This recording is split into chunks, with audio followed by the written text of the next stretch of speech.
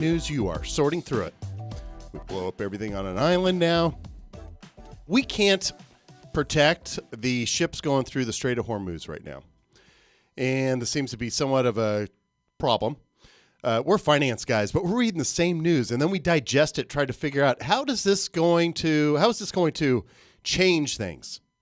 Retirement planning, is it going to change my investment theory? Should I adjust things because oil prices are through $100 a barrel?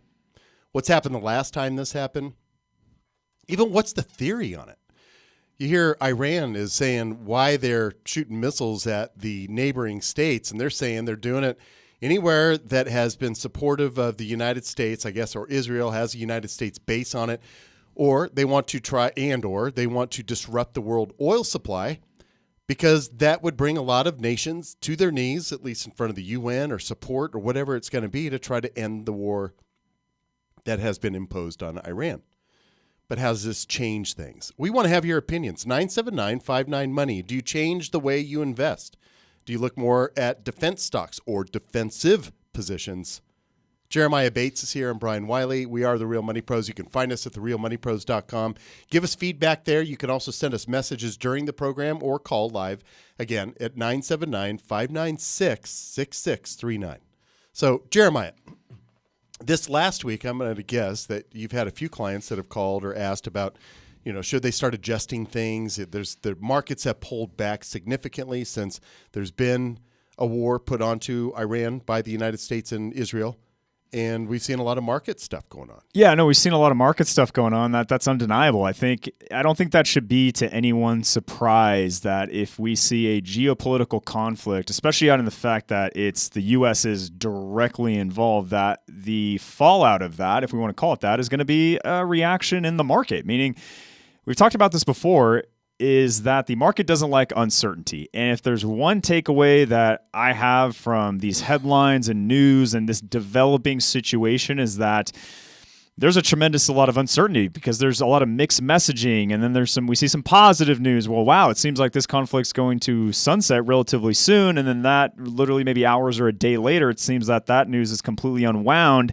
And then there's another market reaction, meaning we've seen days of where we've seen some big drops, and then the next day we've seen gains that have recouped those losses, and then we're back on that the next day. So my takeaway is that, yeah, it's going to be volatile. The market's going to react on the news, and you're going to see a lot of information that's coming out, and I don't think it's going to be to anyone's surprise that, oil prices will be affected. We're going to see things affected across the board. Like, you're going to see airline fares probably go up. You're seeing stocks of airlines getting beat up a little bit. You're seeing price of oil go up. We're seeing gas price of the gas go up. I think the national average is, I think in LA, price is over $8 a gallon. What? So we're starting to see that go up. But I also look at this too, is you don't have to rewind the clock too far. I mean, I think this was back in 2025 when there was a conflict between Iran and Israel, and we saw oil go back up over $100 a barrel. There was heightened concerns, and then things moderated. The supply chains eased. Like, that concern was kind of put in the back seat, and things continue to move forward. We will eventually get there, but the unknown, because right now it's all forecasting. Like, if you read any headline and analyst projections, like I was reading this projection from Bloomberg that says, hey, if this war lasts 3 months, we anticipate price of oil to be about $165 to $175 a barrel. Okay, you take that news and you can think, wow, that's going to happen, and then this is going to happen, so I need to make an adjustment.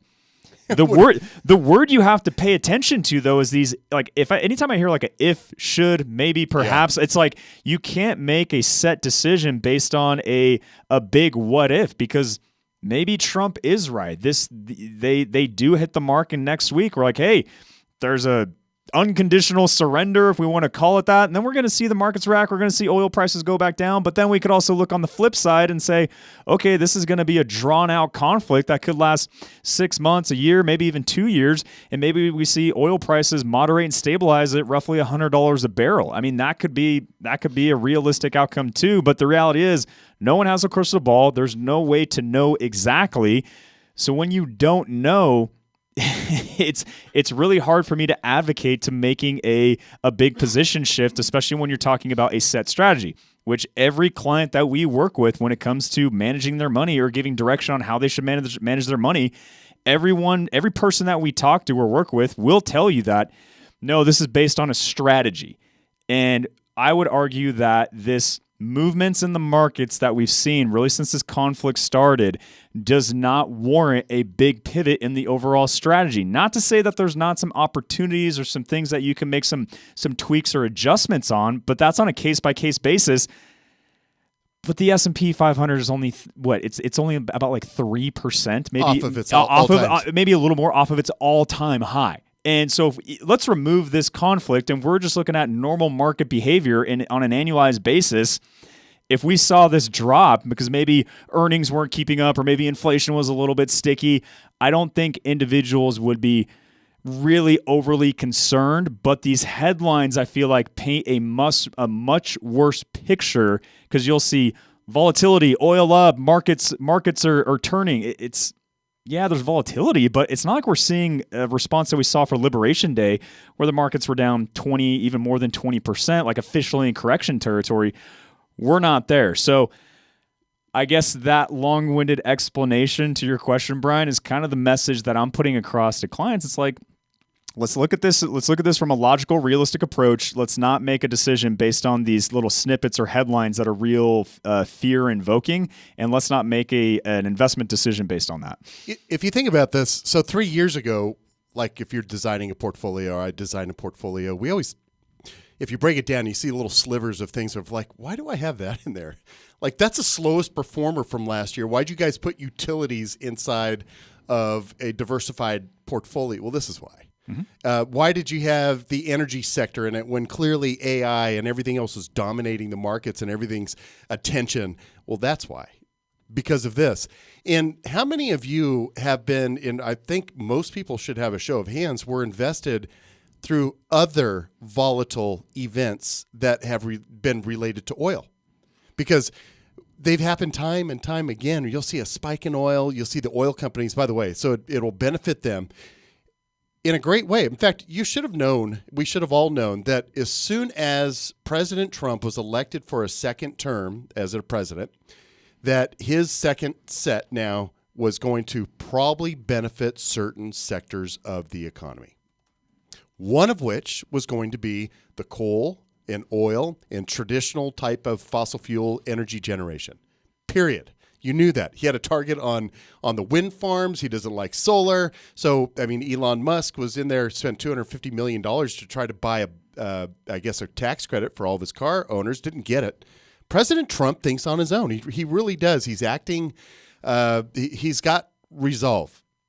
But it's also seemingly very predictable. So this is why we have those slivers inside of a portfolio. And you wonder, you say, okay, then how much should I be putting into AI? And it's because those things are coming around the corner. We want to have a piece of something that is so unpredictable in there still and is so volatile and doesn't even really have a great definition of how it's going to make earnings in the future, but it's got to be in there because we do know that it's part of our future. This last week I was talking to a gal that she'd asked some questions about something else financial, and we started talking about her 401k, and I said, what's inside your 401k? She says, here, take a look at it. I look at it. $80,000 and invested 100% in a time-based mutual fund. So it's the default fund that she had right when she got into the 401k. And she's been averaging, it's been going up 8-9%. She goes, that's good, right? And I said, well, not really. You're going to retire or look to retire in 30 years. Like 30 years from now. So you've already been in that for the last 10 years. You've been saving money diligently, but you're not actually invested the money realizing that the world will be different in 30 years. And I said simply, which is, do you think the markets and most things will be bigger and higher and worth more money in 30 years? Yes. And I said, then we need to invest it that way. That's the message what's going on here. It's the same thing. Long-term money is not going to be greatly affected by short-term events. Phone lines are open, 979-596-6639. But how do you support or do you support the actions in Iran? How far do you think the United States should take it? And what kind of economic woes should we go in or go under or be subjected to as a nation to fight this war? Is it worthwhile?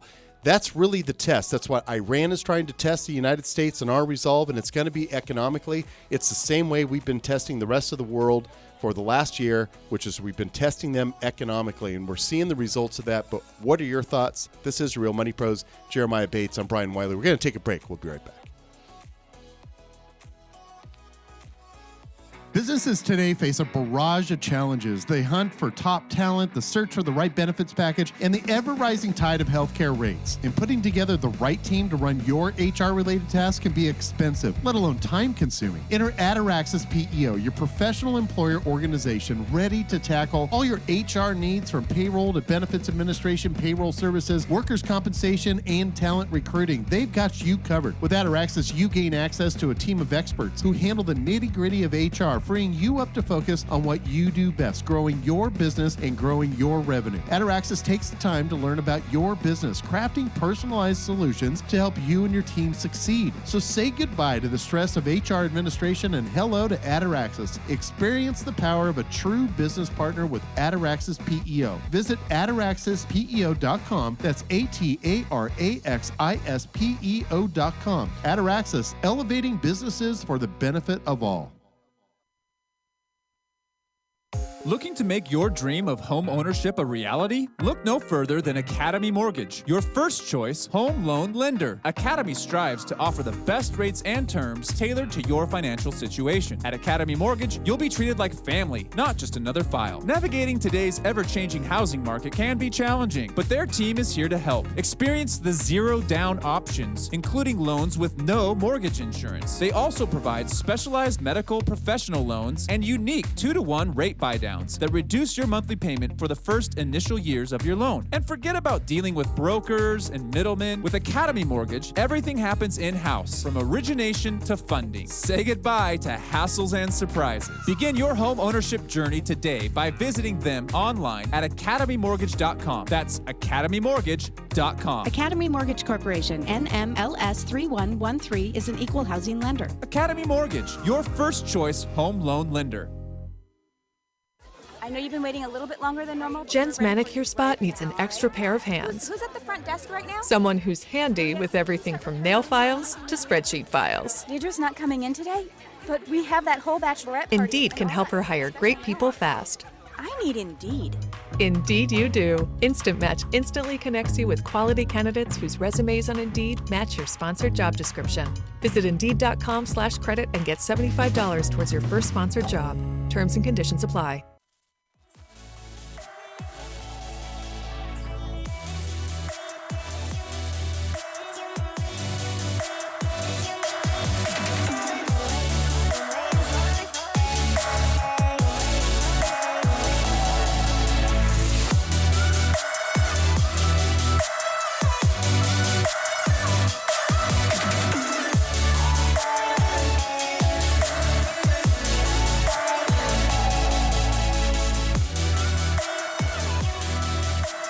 And now, back to the Real Money Pros. We are back. This is The Real Money Pros, therealmoneypros.com. It's a live financial program right here on the weekends. So yeah, you're listening on Saturday. You're hearing the program live. You can call the program and share your thoughts. You got questions, financial, taxes, estate planning. Heck, I can talk real estate. We could talk all kinds of different life insurance. I have a friend that wants to learn about annuities. She's new in the insurance industry. And I said, oh, good, but you have to understand I'm going to indoctrinate you probably in a way that's not very supportive of the annuity industry. But nonetheless, there's a time and a place. If you've got questions about what those times and places are, call the program, 979-596-6639. See, Jeremiah, we're talking about the volatility that's been caused by, the most recent event, which you got to remember just 5 weeks ago, we took over Venezuela. Mm-hmm. We took and sucked their president out of their presidential palace or whatever it is, and he's now sitting in New York. We're controlling 330 billion barrels of oil, apparently that has been tapped by a dilapidated system that you knew would eventually probably benefit the oil companies. Now, there's one thing to say about Chevron. You've got ExxonMobil. You've got all the large ones, right? And you look at these companies, they're not going away. People can look at electric vehicles. I was asking this before the program, and I don't have enough time to really research it to give a number on this one. But I had said, I imagine that United States citizens privately, we probably use less oil now than we did, let's say, 15 years ago, not only because of efficiencies of cars, but the way that we've changed how we shop. But what we've done instead is we've just transferred who's using the oil because now somebody else uses it to get it to our houses, right? So I don't know the effects of that, but how much can you tolerate on gas prices before you say, okay, I'm tapping out? I've got an opinion finally on on what we're doing with Iran. When do you start to care? Is it economically? Is this when you have boots on the ground? Is this when we achieve the objectives? Do you think you don't know the objectives? Share your thoughts. I'd like to hear it. But Jeremiah, so let's talk about this. So if you're looking at the slivers inside of and what I'm referring to is the pie graph, right? So the pie graph, if you were to break up an allocation, you say how much is in. Let's just say was it 12 industry groups now or 11? What did they increase it to 12? I think it's 12. Anyhow, so you got all the different industry groups, or you could break it up by actual sectors. You could break it up by whatever you want, dividend paying stocks, value, anything. But because you've got that pie graph, what we talk about with diversification can actually be not very fun when things are good elsewhere. And you're looking at it saying, well, why don't we have more in this? We've got all these dogs in here. Well, this is the year when the dogs will have their day. Well, we were seeing that theme actually happen start of this year where obviously the past 2 years, the theme has been technology, AI, and you look at your NVIDIAs, your FANG stocks. I mean, they were just up and to the right where you had, other solid U.S. companies and International did really well last year, by the way, which up until that point, I mean, International was actually beat U.S. investments as far as an asset class when you're looking at emerging markets and you're looking at developed economies, just meaning investments that are available to you that are not in the United States. And historically, that has not been the case, meaning International has pretty much always, say this with a grain of salt, pretty much always beat, the U.S. has always beat International, but that wasn't the case. So then you ask, well, why do we own International? Well, because look at what happened in 2025. Look at what the case was in the start of 2026. And then you saw this actually a bit of a rotation out of the NASDAQ holdings, which is normally tech heavy. And we saw the Dow Jones Industrial Average outperform the NASDAQ before this conflict hit. So it is, it's a jargony term, diversification. But if you look at a combination on an annualized basis, like just a stack of these little squares, and each square represents, let's say, an asset class of, U.S. large cap, meaning the largest companies within the United States. And then you have U.S. mid cap and small cap, which are United States companies that are just smaller from their sheer size. And then you have international, then you have energy, and then you have technology. And you just stack all these up. And each year there's going to be a rotation. I mean, if the best performing box is at the very top and the worst performing is at the bottom, you go year over year and they tend to shuffle around, meaning it's not a consistent outcome every single year over year. So the idea is you cast a broad net, you own all of it, so you get the average of the growth and loss that happens between all of them. So then you're actually participating in it holistically versus saying, okay, no, I'm going entirely U.S. Well, if you did, it means that last year you lost out on some significant gains not being exposed to international. So that is that idea behind diversification. It's a jargony term, but you actually have to understand of how that is applied practically and how it actually executes in your investments. And that's how it does. When you look at that end number, that start from January 1 to December 31st, you're going to be able to see that individual breakdown from a sector component, whether it's like utilities, consumer staples, energy, or you're looking at asset classes, which is, like international exposure or US. And that's the beauty of diversification. It gives you that peace of mind. Your performance is based on that whole basket versus, okay, if the U.S. is out of favor, well, then you're getting beat up and you're missing out on those potential gains that are coming from those other options. Oil, so I was able to just search just a little bit and assuming I'm getting the right results from Google. It says, while total consumption reached a 25-year low in 2020, it's since risen toward 2005 peak levels of over 20 million barrels per day. Seems to me this is about when we tend to see wars going on too, because that was the end or the middle of what was going on in Iraq back in 2005. We tend to seems to me when we have peak oil usage that we also seem to be a little bit more volatile in the world. Anyhow, the average right now is 2.5 gallons of oil consumption per person in the United States per day. And the average is not going down. But the population's grown. This isn't recognizing the population growth that's happened in the same time. It's saying that the total consumption at roughly 20 million barrels per day is now getting close to its 2005 peak, but it's not recognizing the fact that the nation has grown more than 10%, I believe, in population over the same period of time. So I'd have to look into it a little bit more. Nonetheless, when you look at these energy companies, Exxon, Chevron, the reason why I've liked them in the past is because they were paying dividends. And their dividends used to be fairly decent, but they don't now because there's a lot of speculation going on inside of oil. And that'll just drive the prices of these companies up, and that means that they can't keep pace with that type of earnings and see those dividends right now at 2.6% on ExxonMobil. I tend to shy away from things like that unless you're looking for growth. So this is the distinction between when we talk about viewing like diversification inside of a long-term growth account. You'd be looking at, let's say, ExxonMobil because you want to see appreciation in the price of the underlying stock. You don't care about the dividend, but you're not going to buy it and put it inside of your income bucket because it's only yielding 2.6%. That is how you would view an investment of where its use would best be inside of your portfolio. So if you learn about better buckets, you go to therealmoneypros.com. We've got all kinds of instructionals there. It's all sponsor supported. We're not selling you anything. There's no memberships, none of that. You can join the newsletter. That's free to you. But you can learn about the better buckets and you'll understand the short term, the income bucket, and then the long term or the growth bucket. And then once you understand those and you understand their usages, then you'll understand better what to put inside of them because the objectives are clear. One thing I can say, I know that I know this for a fact. I have not realized the gains potentials from investments that I have seen even 20 years ago, said that was going to be a great investment, mostly because I will harvest the gains out of it long before I could have ever achieved those. Would I have been better off if I just stuck it in the bucket and found a way to forget it? Probably so. We'll talk about how to do that. This is The Real Money Pros. Jeremiah Bates. I'm Brian Wiley. We're going to take a break. We'll be right back.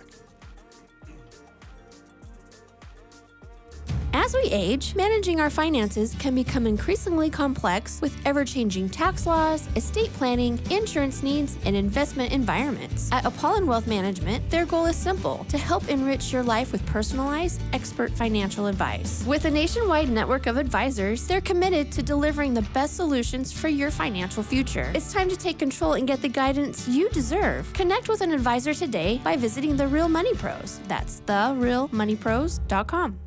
Did you have a tax strategy going into this year to help maximize your tax savings? I'm Jeremiah Bates with Tree City Advisors of Apollon. We consider key factors like required minimum distributions, Social Security, net unrealized appreciation, 1031 exchanges, and more. Because a good advisor should help you with more than just investment selection. Visit us today at treecityadvisors.com or call us at 208-888-1244. Advisory services offered through Apollon Wealth Management, LLC, DBA Tree City Advisors of Apollon, an investment advisor registered with the Securities and Exchange Commission. As a financial advisor, I often see that many families I meet with end up paying way too much money in taxes. If a healthy family has an insurance plan with a low deductible but high annual premium, why wouldn't they look at a high deductible insurance plan instead? They could save on their premiums and put those saved dollars into a health savings account, also known as an HSA. It's the most powerful tax advantage account title available to us, so why not use it? Take advantage of pre-tax money that could be grown tax-free and then use tax-free for all of your qualified healthcare expenses. That's why you need Lively. Our favorite because it's simple, fast, and free. I use it, my colleagues use it, and I recommend it to all of my clients. Visit Lively right away. You can even roll over your existing HSA money into this new plan and start saving right away. I know you're going to love the entire experience. Visit livelyme.com/pro today. That's livelyme.com/PRO. Lively is a proud sponsor of the Real Money Pros. If you have a small business, Staples has your sign. Banners for my bakery? Staples has your sign. Oh, posters for my new pet store. Floor decals for a pharmacy. Every day, Staples associates help every kind of small business create bold signs to make big impressions. And now get $10 off custom signs, banners, and posters when you spend $50 or more. This is your sign, so print it big at Staples. Ends 5/28. Visit staplesconnect.com/thisisyoursign for details. Imagine financial advice without a sales pitch to buy something, and imagine a long-term financial plan focused on your goals, not somebody else's, and the day that you can leave your broker because you know how to do things on your own. At Tree City Advisors, we do things a bit differently than our peers. First, we help you define your purpose for investing. We help you clean up messes or complicated financial issues from your past. We help you organize all your financial pieces into something manageable. We're a fiduciary-only firm, and we design simple strategies. And we teach you how it all works without clutter, confusion, or high costs. We can either do your investments for you or we can teach you how to do them on your own. In the end, we empower you with knowledge, lower fees, and confidence. Welcome to Tree City Advisors. This is the way we think if financial advisors should work for their clients. At Tree City Advisors, we provide flat fee planning and training. We also offer full service asset management, and we employ do-it-yourself technologies. There's never a fee for an initial meeting or review, so let's get started. Learn more at treecityadvisors.com. Tree City Advisors is an SEC registered investment advisor.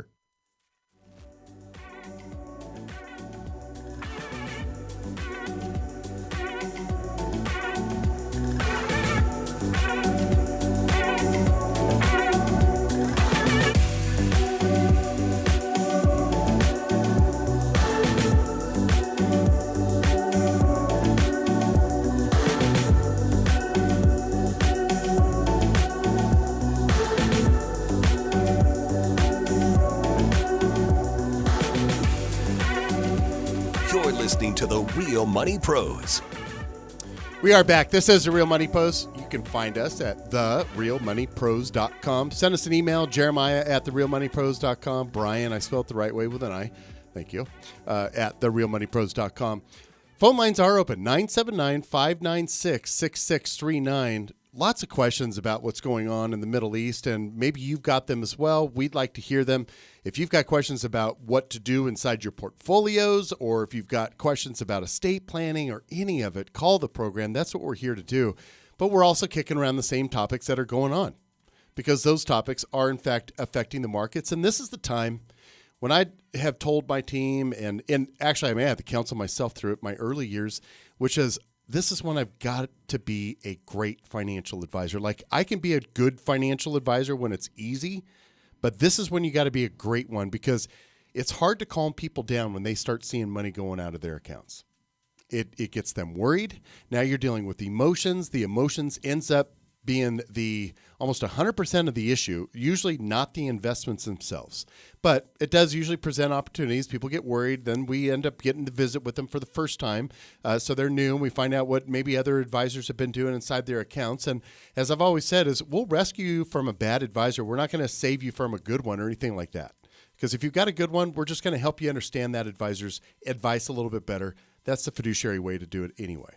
Let's go to the phone lines. We've got Mark calling out of Malibu. Mark, thanks for calling the Real Money Pros. Hi, Brian. Hi. Hi, Brian and Jeremiah. Thanks for taking the call. Absolutely. Okay, question about Roth conversion strategy. If I were to come to you, let's say I'm 67, I've got 1.3 million IRA money, and my wife has about 600,000 IRA money, so combined about 2 million. I'm 67, she's 63. If I were to come to you and I said, hey, I want to do Roth conversions, and I've got basically 6 years before I begin my RMDs, the way I calculated it. So what is the ideal Roth conversion strategy? What is the number I'm trying to get down to when I hit 60 or when I hit 73?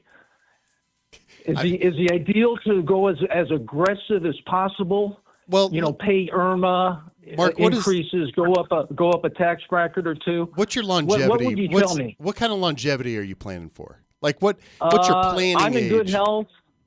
Yeah, I'm in good health. My dad lived till he was like 87, so God willing, I should make it into my 80s. Okay. And then are you drawing on a good portion of these retirement assets along the way for income, right?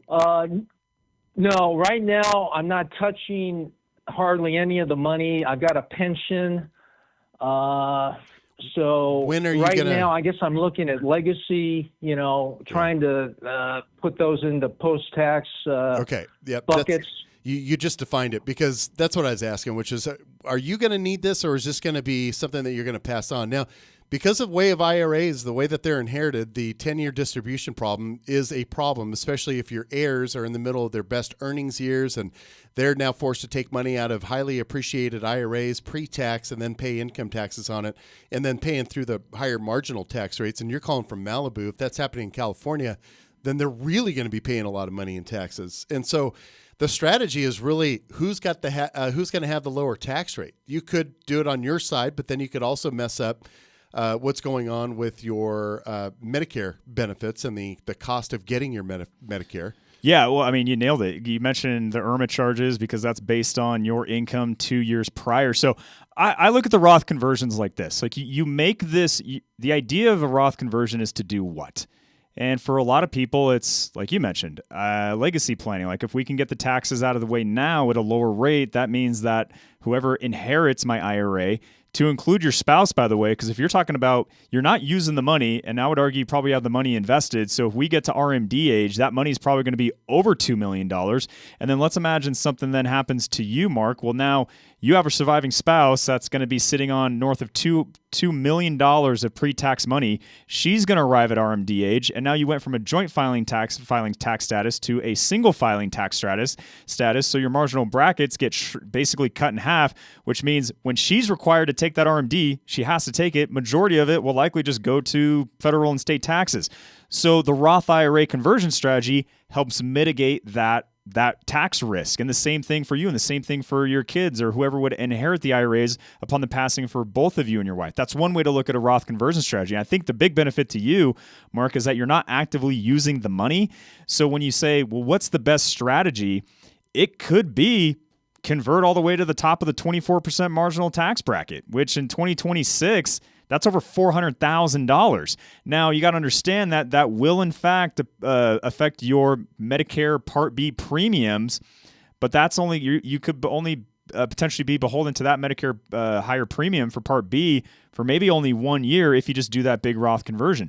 I think the big thing is you have analysis and figures so you know exactly what that result is going to be, meaning you convert X amount of dollars from IRA to Roth, then you know what that's going to result in taxes, what that will result in potential withholding, meaning you got to remember, if you do a big Roth conversion, it's taxable as income, so you got to make sure that you're able to cover that tax bogey from the Fed and state, knowing exactly what amount that is, how it will affect your cash flow from Medicare Part B premium side as well, and just understanding all those moving parts. So then whatever number you decide to convert, it's not this shooting from the hip just because we're worried about RMDs. Of course we are in the tax side of things, but it's a thought out, solved for Roth conversion strategy based on do you have the liquidity to cover the taxes? Do you do it through withholding? And then what the overall purpose is. And then then we could look at that over a period of years where, hey, if we're aggressive with Roth conversions for the next, like you mentioned, 6 years, and even if you are of RMD age, you can continue to convert. There's no limitations on the frequency and amount. It's just understanding that how do you take that protocol of handling the taxes, the Medicare Part B, and those moving parts, and then you understand it, it's solved for, you execute it, and there's no surprises. Okay. What do you think about withholding taxes to pay the taxes versus, paying the taxes from, a separate bank account? If I go at this rate, I'm going to have to probably withhold taxes at some point. Well, is that a bad thing? No, not necessarily. I mean, it comes from my opinion, it comes down to liquidity. Meaning, if you have, let's imagine you have a sizable savings account, meaning you draw money from it, there's no taxable event. If you could use those dollars without affecting your quality of life of having that money at arm's length, meaning, yeah, I could go pay a big tax bill with those dollars. When you take that approach, more money ends up in the Roth IRA, which is more tax-deferred growth and tax-free usage for whoever then draws off it when they receive the money, whether it's you, your spouse, or whoever inherits the account. That's an ideal strategy, but then we got to look at, is that reality?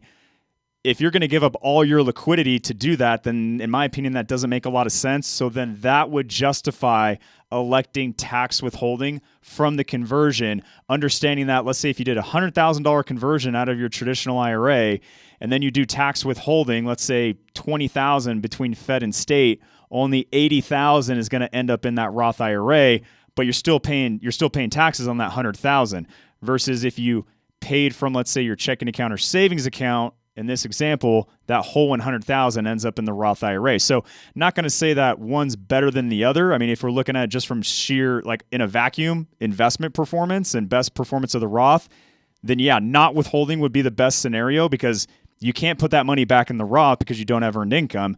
So that would be if we're looking at it from an investment strategy. But a lot of times there's the reality of quality of life. You probably want cash on hand at arm's length, and you don't want to just completely drain your cash position. So in that scenario, it probably makes a lot of sense to do some level of withholding from that conversion. Yeah. Last question. What about using current Roth accounts I have, pulling the money out of that I have access to pay the taxes? Is that an argument rather than withholding? Yeah, as long as you're okay uninvesting that cash, because that's just cash to you. It's something that's already after tax. So it's comparable to what Jeremiah was saying if it was just sitting inside of a non-qualified account. But that's still under the assumption both are sitting in, let's say, money market or just non-volatile type of investments, that you're not missing an opportunity. The only problem with paying it out of the pre-tax IRA is, again, you're paying taxes on that amount that was withdrawn to pay the taxes. So if your combined tax rate, California, and maybe you're converting up to the top of the 24% federal tax rate, you could be pushing 35% on the tax rate on that last part of the money. So, all of this is, it's just like when to elect Social Security benefits. To some degree, if you're trying to maximize them, say, by the time I die, problem is we don't know our expiration date. And so all of this is, we're just going to do our best trying to make a very well-informed decision, and you've got to have something in front of you to do it, to say, okay, these are the calculations I'm comfortable in this situation today. And in this case, if you can pay the taxes out of the non-qualified account, do it. I would convert as much as you can and have that money be after taxes. We know that every state, every federal entity is looking to raise taxes in the future anyway. Thanks for the call. Certainly appreciate that, Mark. Yeah. Phone lines are open at 979-59-MONEY. That's 979-596-6639. If you need a little help on something financial, we're here. It's the Real Money Pros.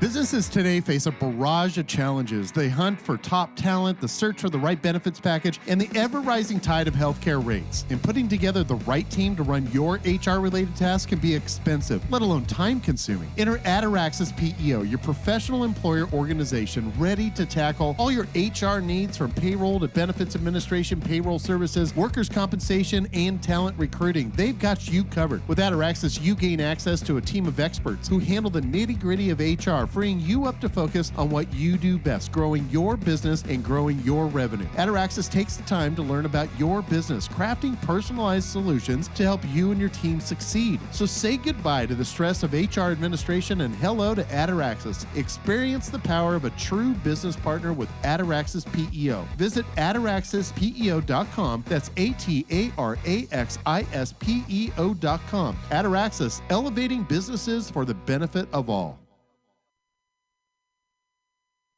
I know you've been waiting a little bit longer than normal. Jen's manicure spot needs an extra pair of hands. Who's at the front desk right now? Someone who's handy with everything from nail files to spreadsheet files. Deidre's not coming in today, but we have that whole bachelorette party. Indeed can help her hire great people fast. I need Indeed. Indeed you do. Instant Match instantly connects you with quality candidates whose resumes on Indeed match your sponsored job description. Visit Indeed.com/credit and get $75 towards your first sponsored job. Terms and conditions apply.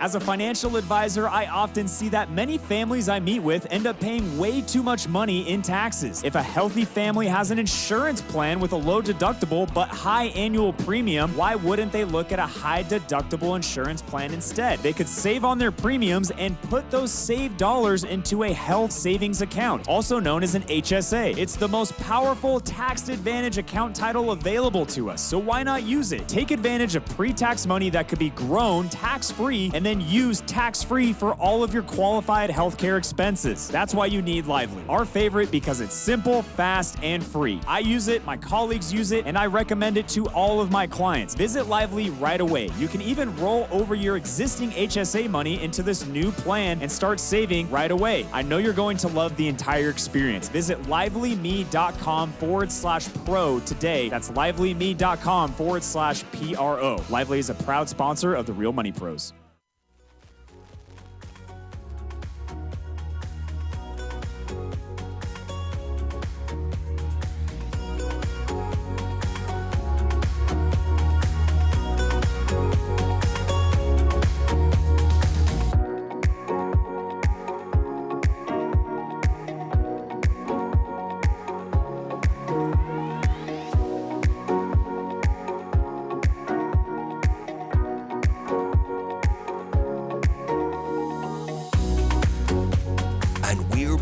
To the Real Money Pros.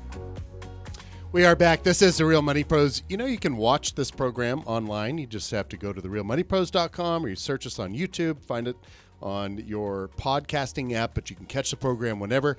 If you missed the 2-hour live program, again, podcasting is another great way to pick it up, or if your station's only carrying 1 hour live, ask them to carry both hours. But you, again, pick it up at therealmoneypros.com. Jeremiah Bates is here. I'm Brian Wiley. The program is live. Phone lines are open. 979-596-6639. Calling out of Idaho, Boise. We've got Roy on the line. Roy, what can we do for you? Hello there. Hi. I appreciate the chance to ask you a couple questions here. Yeah, sure. We've got 529 we put together, and our daughter got to use it, got through school, and there's a balance of almost 20,000 left on it. That's great. It is great, but unfortunately, we don't want to just give it over to her. She's still going on to get a doctorate, but she gets paid to do that now. So, knock on wood, that'll work for her. We have a special needs son, and has got some expenses that I'd like to know if we could use the 529 to pay for his expenses that he has, or conversely, if that's not simple, is there a way that we could transition that to become part of an IRA for my wife, and or a Roth IRA for probably her? So two different potential ways to hopefully transition that to something more useful. Yep, a couple questions for you. So for your special needs son, any of the expenses that are tied to him, do any of those fall under what would be deemed a qualified education expense? I do know that some special needs services do fall under that education expense, like a qualified education expense. But is there any dollars that you're currently paying out of pocket that would be deemed a qualified education expense for your son? Well, that's what we're not sure of. We've got him going to a special day program, but unfortunately, we really wanted to get him to go into a real secondary education type facility, but they don't have them for him. He's got Down syndrome and autism, and he's barely speaks, and so they don't have it set up for him to be able to do it as a traditional school, which we really wanted him to do, and he would love.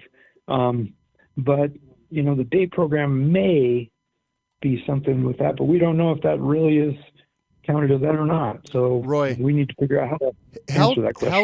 How old is your son? He's 24. Okay. So I'm reading about a 529A. Have you heard about an ABLE account? I have. Okay.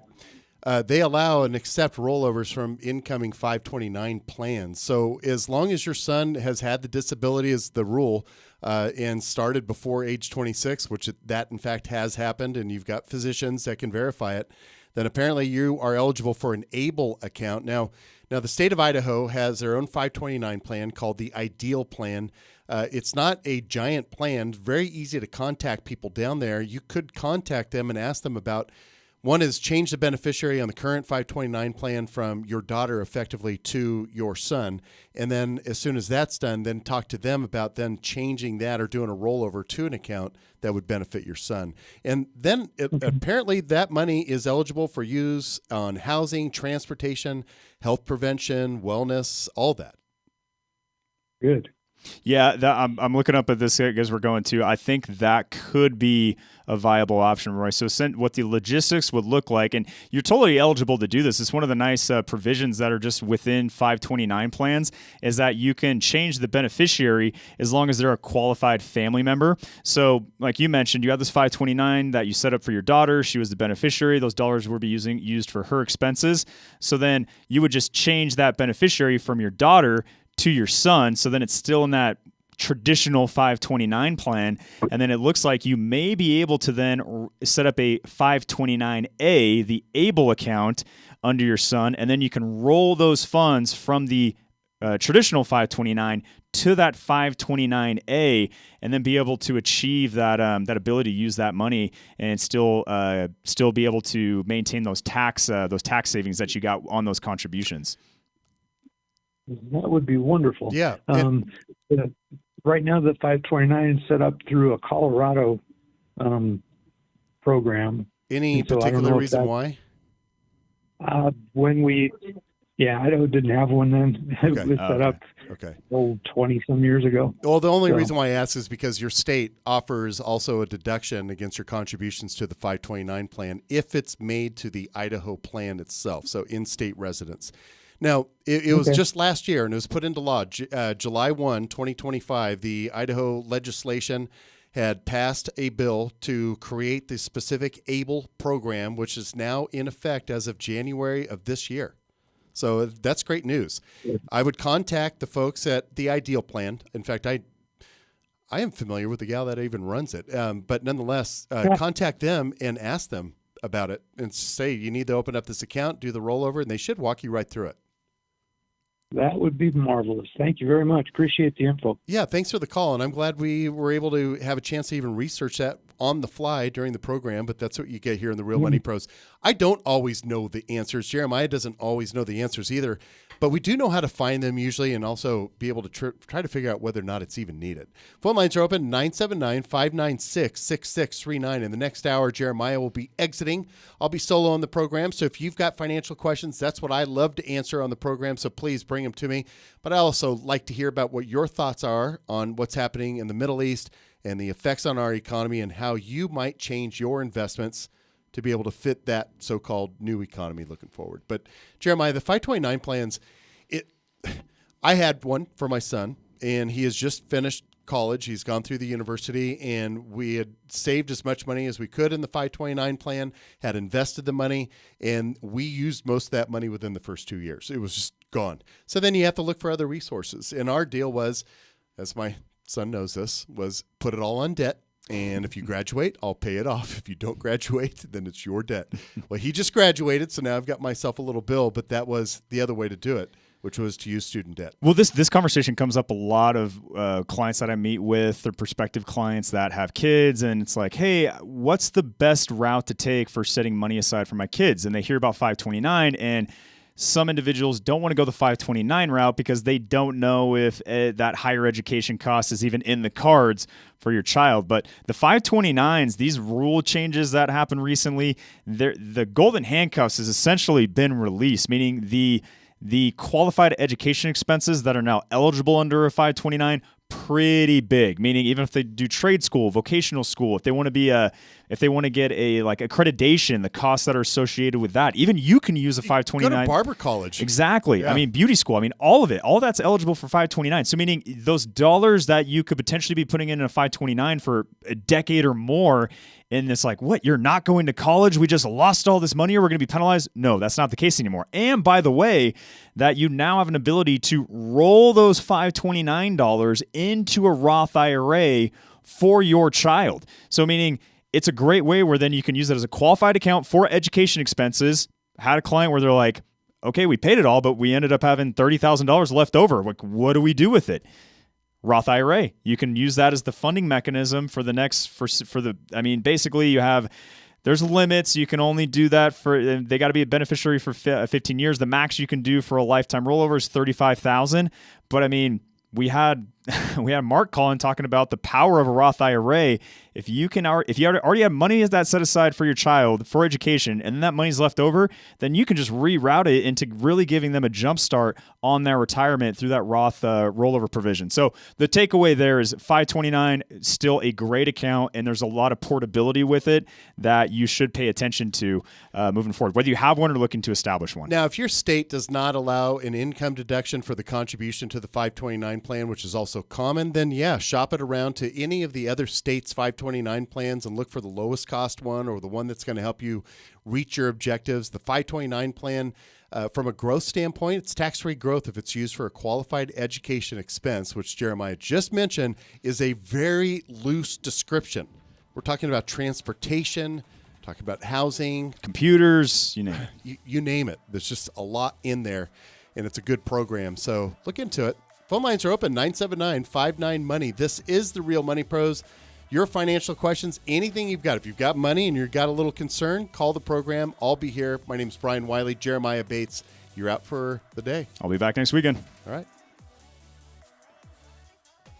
The Real Money Pros is hosted by Brian Wiley and other team members of Tree City Advisors of Apollon. Tree City Advisors of Apollon is a DBA of Apollon Wealth Management, an SEC-registered investment advisor and affiliate of the Real Money Pros. The Real Money Pros and Tree City of Apollon are not affiliated with any of the companies or non-advisor professionals participating on this program. Ataraxis PEO and Apollon Wealth Management are financial sponsors of the Real Money Pros. Additionally, Apollon receives advisory fees for these sponsors and or their representatives for investment advice. Log into therealmoneypros.com to contact the host for advice, show archives, educational material, and more. This program is brought to you by the quality sponsors heard within this broadcast. Businesses today face a barrage of challenges. They hunt for top talent, the search for the right benefits package, and the ever-rising tide of healthcare rates. Ataraxis takes the time to learn about your business, crafting personalized solutions to help you and your team succeed. Ataraxis partners with businesses of all sizes and industries. Their mission? To reduce the stress and risk that comes with business owners trying to do it themselves. Visit ataraxispeo.com. Ataraxis, elevating businesses for the benefit of all. Apollon Wealth Management has helped me and my team change the way we conduct our advisory business. The result? We believe we are better equipped to provide the highest level of quality financial planning, investment management, and comprehensive financial advice than ever before. Apollon has been instrumental in our efforts to assist clients in achieving their distinctive financial objectives. If you're an advisor seeking to improve your client experience or an investor seeking to elevate your wealth management to a higher personal standard, contact us at The Real Money Pros. That's therealmoneypros.com. Imagine financial advice without a sales pitch to buy something. Imagine a long-term financial plan focused on your goals, not your investment professionals. At Tree City Advisors, we do things a bit differently than our peers. First, we help you define your purpose for investing. We help you clean up messes and complicated financial issues from your past, empowering you with knowledge, lower fees, and confidence. We design simple, effective investment strategies, and we teach you how it can all work without clutter, confusion, or high costs. Welcome to Tree City Advisors of Apollon. This is the way we think of financial advisors should work for their clients. At Tree City Advisors of Apollon, we provide flat fee financial planning and training. We also offer full service asset-based investment management, and we employ do-it-yourself technologies. Visit treecityadvisors.com. There's never a fee for an initial meeting or review, so let's get started. Learn more at treecityadvisors.com. Advisory services offered through Apollon Wealth Management, LLC, DBA Tree City Advisors of Apollon, an investment advisor registered with the Securities and Exchange Commission.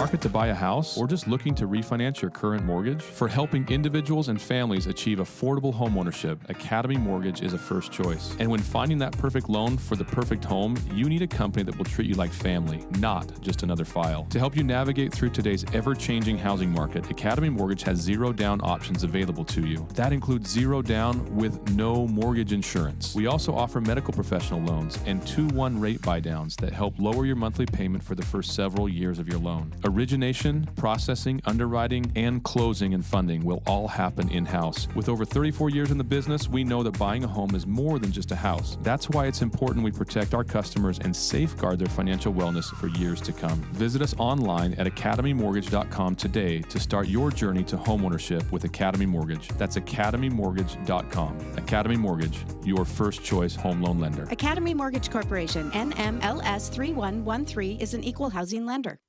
To offer valuable advice and earn clients' trust as an advisor, it's essential to always put their interests ahead of personal gain or the preferences of any particular company. Advisor Insurance Solutions is dedicated to delivering insurance solutions from an advisory perspective. They provide objective and unbiased insurance planning, making it an integral part of their comprehensive advisory process. If you're looking for insurance guidance that aligns with your financial goals, visit therealmoneypros.com. That's therealmoneypros.com. Nobody protects you from mayhem like Allstate. I'm a speed bump. Did you hear what I said? I'm a speed bump. And if you have cut-rate car insurance, the cost to reattach your muffler could really be a bump in the road. So switch to Allstate, save money, and be better protected from mayhem, like me. Based on coverage and limits selected, subject to terms, conditions, and availability. In most states, prices vary based on how you buy. Allstate Bar and Casualty Insurance Company and affiliates, Northbrook, Illinois.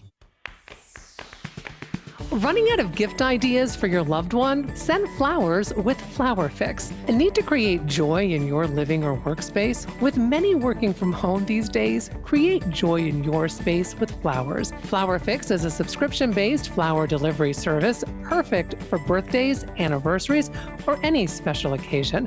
We offer 2 subscription options to choose from, a text-based subscription or a traditional one. Enjoy these big, beautiful hand-designed bouquets that are delivered straight from our flower fields to your door. Log on now, www.flowerfix.com, to choose your flowers today. Have control over when you want flowers delivered. Weekly, bi-weekly, monthly? Get your flower fix at flowerfix.com. Use code FlowerFixPro to receive 20% off your first order. flowerfix.com. I know you've been waiting a little bit longer than normal. Jen's manicure spot needs an extra pair of hands. Who's at the front desk right now? Someone who's handy with everything from nail files to spreadsheet files. Deidre's not coming in today, but we have that whole bachelorette party. Indeed can help her hire great people fast. I need Indeed. Indeed you do. Instant Match instantly connects you with quality candidates whose resumes on Indeed match your sponsored job description. Visit Indeed.com/credit and get $75 towards your first sponsored job. Terms and conditions apply. Healthcare expenses can be a burden, so why not make the most out of the money that we'd spend anyway? Take advantage of the most powerful tax advantage account title available to us, a health savings account, also known as an HSA. That's why you need Lively. Visit Lively right away. Open your HSA, roll other HSA money into that new plan, and then start saving. I know you're going to love the entire experience. Visit livelyme.com/pro today. That's livelyme.com/PRO. Hi, I'm Stephanie Gallegos with Price for Life. Do you have a life insurance policy that you'd like to sell? If you don't need the coverage anymore or would rather not keep making the premium payments, visit our website, priceforlife.com. Don't let your policy lapse when you can potentially get a cash payment for it. There are several reasons why a life settlement might be a great value to you. Perhaps your policy is too expensive, or you feel you no longer need the death benefit, or you may think you need to wait until death before your family can get the money from the insurance company. This is why you may want to consider a life settlement. Price for Life has excellent resources available along with a free evaluation process to help you understand the value of your policy and the options available to you. Price for Life's clients have received hundreds of thousands of dollars for their policy when they would have otherwise just let it lapse by stopping the premium payments. Get the compensation you deserve. Visit priceforlife.com today and fill out the case evaluation form to see if your policy qualifies. That's price, the number 4, life.com. Priceforlife.com.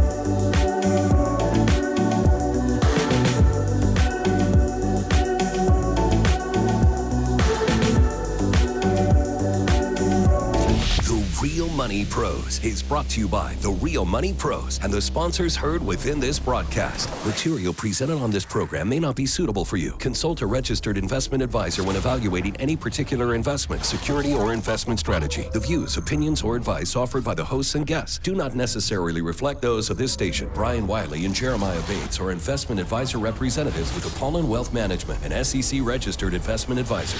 The Real Money Pros with Brian Wiley and Jeremiah Bates, the weekend's smartest money show. Investing, taxes, legal topics, insurance, and every other confusing money topic made simple. Well, happy Saturday to you. This is part 2 of The Real Money Pros. I am Brian Wiley, financial advisor, fiduciary only. I can say that, so I don't sell any products. I sell advice. Not selling you anything here on this program. I'm giving you a live financial program with an opportunity. Now, I'm going to be speaking to about 20% of you today, so 1 in 5, and I'll explain what that means here in a moment. That excludes the other 4 of you, right? Well, not really. If you call the program at 979-596-6639, I'll get right back onto my topic after covering your question or your comment, whatever it might be. And I'm reading the same news you are. I'm reading about what's happening in Iran. I see that we've now bombed one of their strategic islands that has a lot to do with oil production and distribution in that area. I know that we're having a hard time seeing ships get through the Strait of Hormuz, and I know that we've got oil prices going through the roof. But in the meantime, I'm going to talk about what's going on in the United States, where 1 in 5 Americans owns a business or has interest in owning a business or is actively finding or founding a business. Maybe you've got part-time work, you've got a side gig going on. And this is also where I fit perfectly. So back in about 1996, 95, somewhere in there, I was going to college and finishing up, but I was working full-time. I was working for a wholesale produce company. And we grew peaches, plums, nectarines, grapes, all these things, and we sold them to grocery stores like chains. And we'd like to ship them, like a truckload at a time. So we were moving a lot of produce. And I actually was working for a big grower, shipper, and they didn't want to pay the type of income that I felt like I should be earning at that time. And I was selling a lot of produce, and I had actually asked for a raise at one point. My boss blew it, by the way. My boss, where I was selling more than half of all the produce out of the office at that time. And I had said, I'd like to get a raise. I want to just get a raise to be closer to what the next person and the next desk was getting. And my boss had replied back. He says, well, your wife, you guys don't have any kids, and she makes a lot of income, right? So, no, I mean, you guys have a lot of household income. So my answer was no. And I had to tell you, that was one thing that just got under my skin. I'm like, oh. 2 weeks later, I gave him a notice. But I created a business in the meantime because shipping produce meant that oftentimes we were on the phone with a customer. The customer thought they were buying something. They'd open up the truck on the other end, and they'd say, hey, this doesn't look like what you said you were going to send. And so inspections, I created an inspection company. And the inspection company was even more needed when we were going to put a container of fruit on the ocean for 3 weeks to head over to Hong Kong. And so those buyers, I immediately called them and said, hey, we can do the inspections for you. Look at the fruit. We'll take photos of it. We'll document it. We'll make sure it's packaged up inside the containers right. We'll put airbags in there. We'll put gases in there if it was needed. Make sure the reefer works and put a temperature recording charting system inside of it, and we'll charge you X amount. That's what we did. I ran that company for about 2 years and then later sold it to my partner, and then I moved on. I became a financial advisor. I started working for somebody, didn't like it much. I didn't like being told that I had to sell annuities and things like that. I just didn't like that, so I became self-employed. Self-employed just gave me the best amount of control. And it allowed me to have my ideas, put those into practice. I always thought I had a different way of doing business. And that's what I've done. I've ran businesses. And you run a business, initially I've always started a business off of an idea and no real proof of concept. This is my biggest mistake, is that I've got an idea. I don't have a proof of concept. I don't know exactly how I'm going to get there, but I know that people would want this. And then I go out there and I grind it, and it's basically pushing a square peg into a round hole, and eventually I make it work. Then I'll burn myself out and then eventually want to sell it. That seems to be my track record. In the financial industry, I've owned 2 financial practices at this point and have gone through full circle on them, and I'm now into the third one. It's something I do. So one thing I have learned, which is, how do you dispose of a business when you're done with it? How do you market it? How do you maximize the sale value of it? How do you approach the contract? You find a buyer. Is it that simple? Like, what are they buying? How does that transaction look? And I can walk you through this. I can also walk you through mistakes I've made, advice I've given, which has been sometimes great, sometimes probably less than great on some business transactions where maybe sometimes we didn't see something coming. But I have learned one thing, which is, there's somewhat two phases to running a business and owning one. You can own a business for your personal income, and you're doing this just to try to make a living. You're going to maximize your tax savings. You're going to expense everything you can. And if you think about it, if you wanted to sell that business to somebody else and they said, let me see the tax return, your tax return is showing high expenses. Hopefully low taxable income is what you're shooting for. And so when you show it to somebody else, they're going to look at it saying, okay, even if I paid you 3 times your annual earnings of what you're showing as net profit and paying taxes on, they give you the amount of it and you're thinking, wait, that's not nearly enough money. I should get a lot more for it. So the practice has always been that long before you go to sell your company, you are actually trying to minimize or make sure that the expenses that are showing up on your balance sheet are real, that you've got your personal expenses out of it. You want to try to extract yourself from the business and not make yourself the key person in the business. Is really hard for entrepreneurs, by the way, to do, which is extract yourself from the business, your baby that you created. Make yourself unimportant to the business, somebody that can go in there, buy the business, and it no longer needs you in it. It's one of the hardest things to counsel people through, which is make yourself not important. But here's why. You'll maximize the value of the business when you go to try to sell it. Because if, let's imagine you're drawing a salary from your business and you're showing it on your balance sheet, and it goes through all of your expenses, everything of, let's say, $150,000 a year. Buyer looks at this saying, well, how important is this? Do I have to hire another person to replace this person? Or could I go in there and take that job? Now imagine you didn't have much of a salary for any of it, but instead, the last few years, you're only taking income as a shareholder. So now you leaving the business has no change. That means that you're probably going to maximize the sale value of the business itself. When do you switch to an LLC? When do you start to file your taxes as an S corporation? I can cover all these topics inside this hour. I'll do my best to do it anyhow. But if you've got a business, if you've got a question about how to transact it, please call the program at 979-596-6639. Here's what I've learned. When you actually go to try to sell the business, you can have a buyer on the other end of it and they give you a price. But then when you start to get down to the details, you've got to start to define what it is that they're buying. What are the assets? The assets of the business might be the client list. It could be the buildings. It could be maybe your computers, your technology. It could be intellectual assets. You have blue sky. Blue sky is just your marketing value, the good name that you've created in a community and the viability of the business moving forward. And you could have depreciable assets. You could have assets where you've got a recapture depreciation. So some things are going to be taxed as long-term capital gains. Some things will be taxed as ordinary income. And when you're selling a business, you obviously want to try to minimize the amount of taxes that you're going to pay. And you're also going to try to release yourself from future liabilities. So if you've got an LLC or you have an S Corp or even a C Corp, you're selling two parts of it. In your mind, you're selling your job and you're selling the company. In their minds, they're looking at it as they're buying an asset that's going to do something for them. If they buy your company, the actual LLC, the shares, the membership interests of it, well, then they're also buying your past liabilities or the past liabilities of the company.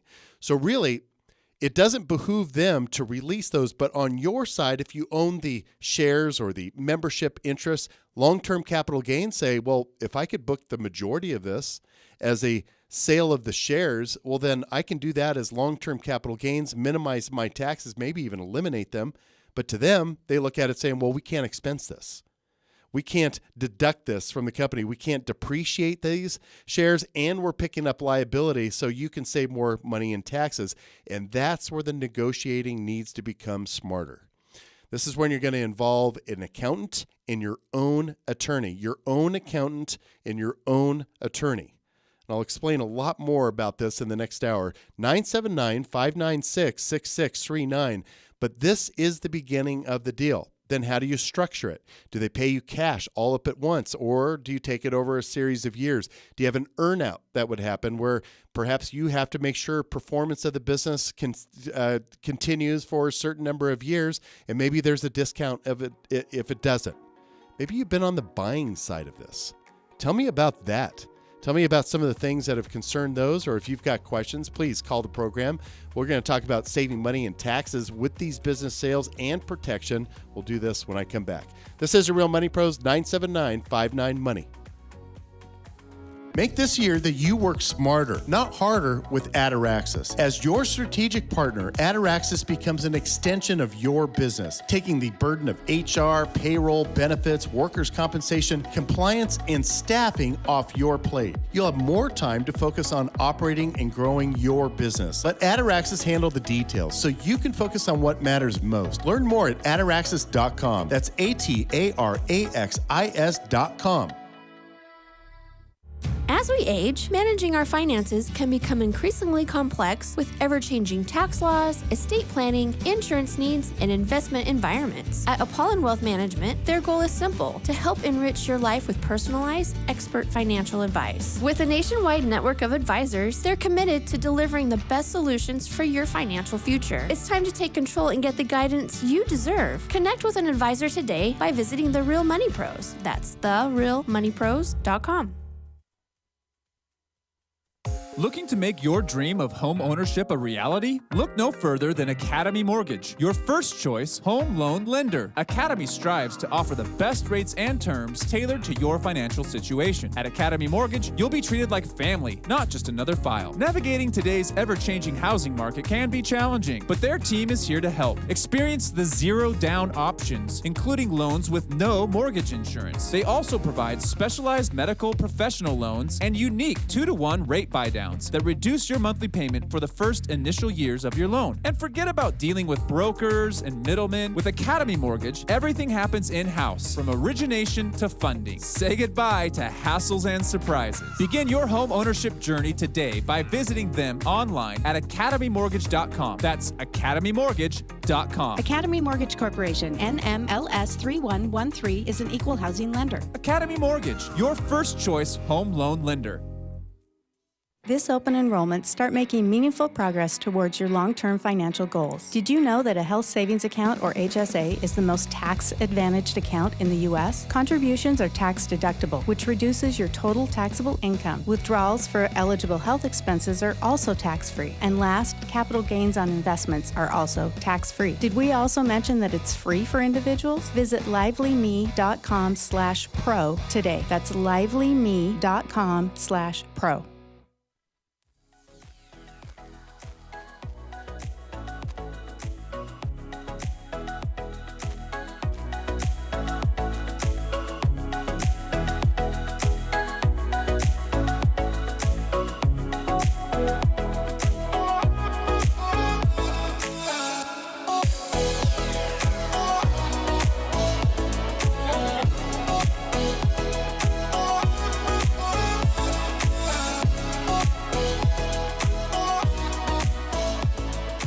And now, back to the Real Money Pros. I am back. This is The Real Money Pros, therealmoneypros.com. That's how you find us. I'm Brian Wiley, financial advisor. I've been in this for, well, I think I already disclosed that, about 26 years. I've been broadcasting for about 24 of those years, I believe. And the vast majority of the broadcasting years, roughly about 20 of them, was 5 or 6 days a week. Now, during that time, I've had a lot of phone calls, but I've also had a lot of interactions with people that asked for follow-ups after the program. We would talk on the phone, or we'd have a meeting remotely. That's why we were probably pretty good at the whole COVID thing of being locked down. Is we are already meeting with clients remotely, is mostly because of radio. the vast majority of the clients that I believe that we have performed best for, we're talking about doing tax efficiency design and financial planning, estate planning, all wrapped into everything with the investment management, to include the development of company benefits on structuring up pensions and things like that. They have come from business owners. So if 1 in 5 Americans, or roughly 20% of Americans, has an interest in running or owning a business, then you've got to understand how to own the business. It's so important. And I'm saying it's so important because I've made the mistakes. If you think I don't make mistakes, you are mistaken yourself. In fact, the rule with me is that 3 times and I'll get it right. And it's pretty well true. I was at the hardware store yesterday and I had this table saw that it has a cartridge in it. You've probably seen it on YouTube where they try to shove a hot dog through the table saw and it stops as soon as it makes contact. And this hot dog is representative of somebody's hands. So it's really a finger saving device. And based on my dad's history, I want to save my fingers because he wasn't very good at doing it. And so I bought this stop saw and I have to buy these brake cartridges whenever they go off. And metal will make it go off, a nail will make it go off, or wet wood will make it go off. So I go to the wood craft shop and I pick up 2 of these cartridges. He goes, "Do you mess up that many of them?" He goes, I said, "Yes, I always need 2 because the first one will break on my table saw. I think that I'll have figured out what caused it, put the next one in, and then usually by the time that one goes off, I figured it out, so I'm good to go by that 3rd one." Well, that's just the way I operate. It's the same thing with businesses. I have bootstrapped every business I've owned. I've never bought, well, wait a second. We have bought a business, but that's kind of in a different practice. That was financial advisory practices, things like that. But we haven't bought, I've never bought a business as just a new entry into an industry, but it happens all the time. My son he was a business major at finance specifically. He had asked the, question about what might he want to start up. His ideas are all entrepreneurial, just like mine. Like he's got creation ideas. He doesn't have this great idea of just being a business owner, because a business owner is actually the coup de grace. That's what you really want to do. The business owner is somebody that has a structured business that is churning out some sort of income with minimal involvement from themselves, meaning they've created a machine that creates income for them, creates jobs perhaps, creates good products perhaps, services, whatever it might be. But that's a business owner. Entrepreneurs, typically, they grow their businesses, they bootstrap it together. There's probably some debt, there's probably some mistakes, they probably got some products or services that need some more refinement, but they're in a constant state of refinement to the point where they will finally finish their careers, not realizing that they never set themselves up or thought about the idea of how they're going to exit. There's so many ways to exit the business. If you create a business that you've got really good company culture where the employees are fully bought into the ideas and the processes, well, then absolutely you should be looking from probably within to try to have somebody buy your business practice, whatever it's going to be.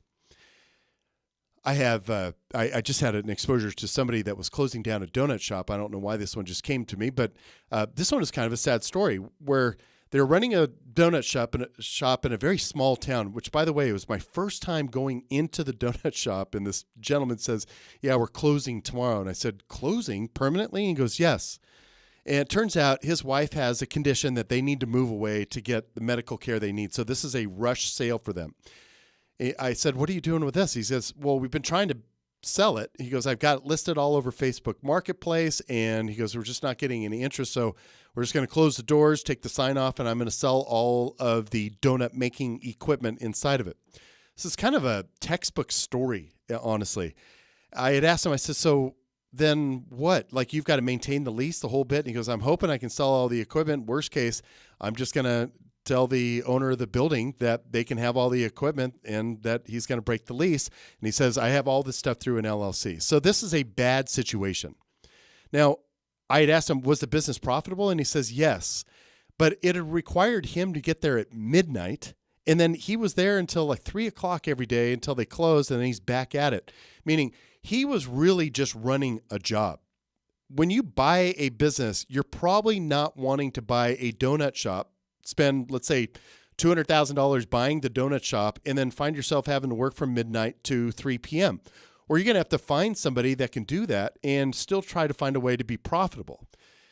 If you're the donut shop owner, obviously if he had much more time behind him, he could have trained somebody up, taught them how to do it, maybe even figured out a way to have different shift workers come in there, minimize his costs, make the business efficient, and then maybe even been able to sell it from within. Now, that didn't happen. So what he found himself is basically, I just got to close the door and walk out. This is really common, by the way. I've got estate planning attorneys, CPAs that I talk to. I ask them, what's your plan? Well, I'm just going to transfer the clients out to these other people. I said, all those clients are worth money to somebody. Like, that's your book of business. For an estate planning attorney, all those files are people that have created trusts or wills that eventually they're going to end up in court or they're going to be settled. Those trusts are of value to another attorney that would like to see that list of aging clients as they get closer to their expiration dates and they're going to get back to work, meaning, why wouldn't you sell the book? Well, I don't know how to do that. How do I package that up? And that's where we get started. Now, when you're building a company, it's a lot different. This is where you're trying to fund up. Let's say you've got to buy furniture for your new office that you're going to open up, and you're trying to source money for it. And this is where people will use equity in their homes. They are using retirement savings. I get it. What you're looking for is the least you want to find the most efficient way to do it. So you want to find the ways that you're going to pay the least amount in having to pay income taxes on premature distributions from an IRA. You want to make sure that you've got, maybe if you've got a home with equity, that you've actually established a home equity line of credit with the bank before you leave your job and start a new business. But what about selling it? When you go to sell the business is when things will start to get complicated, and they actually should. They should start getting complicated because now you're selling the business, and we're probably talking about much larger dollars, and we're talking about processes. Maybe you've got wishes for how the business is going to be handled in the future. Now we're talking about a contract. And when some people, I've had this conversation with many people where they say, well, can we do this part? Is this legal? Could we have them do this? Is this legal? And the answer is, yeah. A contract, I mean, you could tell everybody they've got to wear pink shoes for the next 10 years, and the contract's the contract. As long as it's legal and it's okay in the state and you're not breaking the law with the contract itself, then yes, this is where you're going to design how to sell your business. For those of you that are thinking, well, I need to get paid all the cash up front, that's probably going to cost you, or versus deferring it out over years, whereas that's going to cost you more risk. 979-59-MONEY. Which way do you choose to do it? Do you carry the note? Do you require payment all at once? Do you do this as an ESOP? This is Real Money Pros. I'll be right back. Apollon Wealth Management has transformed the way our team delivers financial advice. With their support, we're more equipped and more empowered than ever to provide top-tier financial planning, investment management, and personalized financial guidance. Apollon has been a key partner in helping us achieve our clients' unique financial goals. Whether you're an advisor looking to enhance your client experience or an investor ready to take your wealth management to the next level, reach out today to the Real Money Pros by visiting therealmoneypros.com. Let's elevate your financial future today. I'm Nick Daniels with Tree City Advisors of Apollon. My team and I help our clients implement tax-smart strategies because taxes are one of the largest headwinds your investments face. We use strategies like Roth conversions, 1031 exchanges, and more because a good advisor should help you with more than just investment selection. Visit us today at treecityadvisors.com or call us at 208-888-1244. Advisory services offered through Apollon Wealth Management, LLC, DBA Tree City Advisors of Apollon, an investment advisor registered with the Securities and Exchange Commission. As a financial advisor, I often see that many families I meet with end up paying way too much money in taxes. If a healthy family has an insurance plan with a low deductible but high annual premium, why wouldn't they look at a high deductible insurance plan instead? They could save on their premiums and put those saved dollars into a health savings account, also known as an HSA. It's the most powerful tax advantage account title available to us, so why not use it? Take advantage of pre-tax money that could be grown tax-free and then then used tax-free for all of your qualified healthcare expenses. That's why you need Lively. Our favorite because it's simple, fast, and free. I use it, my colleagues use it, and I recommend it to all of my clients. Visit Lively right away. You can even roll over your existing HSA money into this new plan and start saving right away. I know you're going to love the entire experience. Visit livelyme.com/pro today. That's livelyme.com/PRO. Lively is a proud sponsor of the Real Money Pros.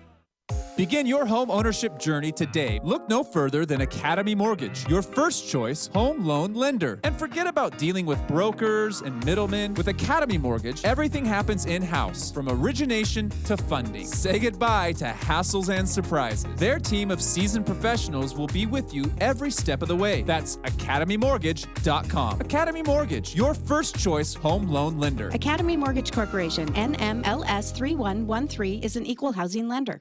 Imagine financial advice without a sales pitch to buy something, and imagine a long-term financial plan focused on your goals, not somebody else's, and the day that you can leave your broker because you know how to do things on your own. At Tree City Advisors, we do things a bit differently than our peers. First, we help you define your purpose for investing. We help you clean up messes or complicated financial issues from your past. We help you organize all your financial pieces into something manageable. We're a fiduciary-only firm, and we design simple strategies. And we teach you how it all works without clutter, confusion, or high cost. We can either do your investments for you, or we can teach you how to do them on your own. In the end, we empower you with knowledge, lower fees, and confidence. Welcome to Tree City Advisors. This is the way we think if financial advisors should work for their clients. At Tree City Advisors, we provide flat fee planning and training. We also offer full service asset management, and we employ do-it-yourself technologies. There's never a fee for an initial meeting or review, so let's get started. Learn more at treecityadvisors.com. Tree City Advisors is an SEC registered investment advisor.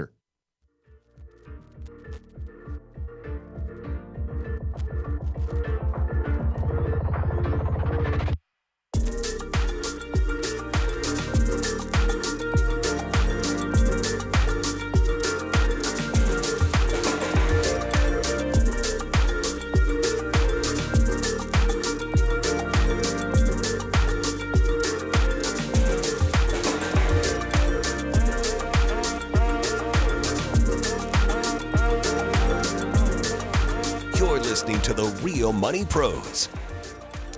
I am back. This is the Real Money Pros, therealmoneypros.com. Phone lines are open, 979-59-MONEY. That's 979-596-6639.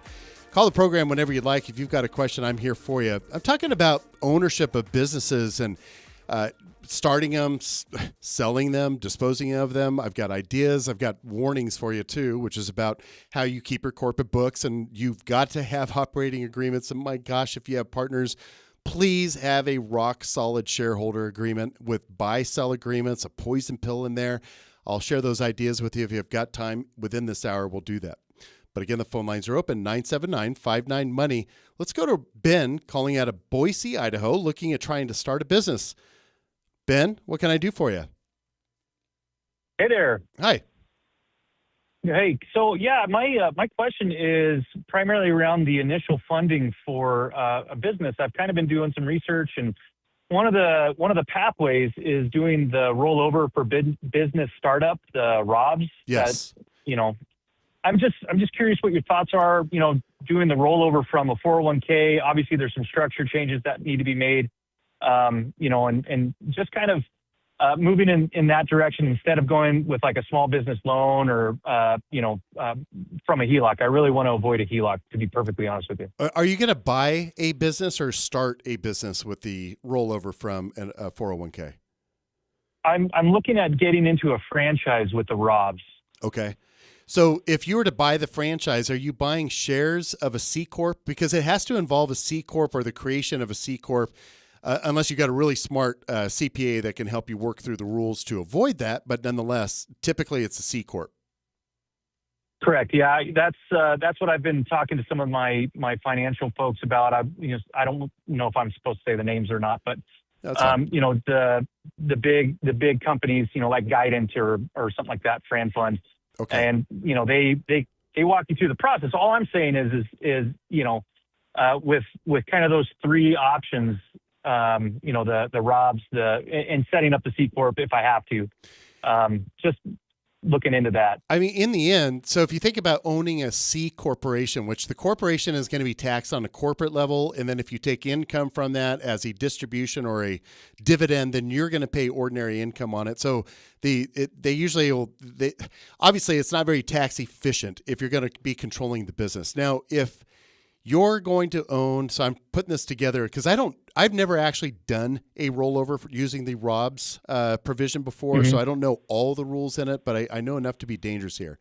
I'm just thinking about owning a C Corp. So if you have the C Corp and you already know it's going to be taxed at its own level, so in this case, you'd have it through a pre-tax IRA effectively, would own your shares of the C Corp, then you take the income from it. So then if you listen to the whole hour here, we talk about selling a business. So then you go to sell those shares later. They become taxable as ordinary income, right? And then the theory is that you've probably grown the value of those shares over time too. So there's going to be an increased amount of taxes paid as ordinary income. I would really put that side by side, honestly, with the pro forma to figure out, would you be better off to pay the taxes on that rollover or a portion of it, or maybe you split it up and you run those side by side? And I'm going to question whether or not non-qualified after tax has been paid money buying the shares might be more efficient over the long run. I'd look at it close. Well, that's another question. Sorry, I'm not taking too much time, I hope. But another question for me is because there is a way you get in with the ROBS, I guess. Again, this is just my own research. I'm just trying to get some verification. But you buy in, you C Corp, ROBS, you roll over your 401k that's not like your active 401k that you're currently working right with a company that you work for. And then the C Corp accesses the funds from that.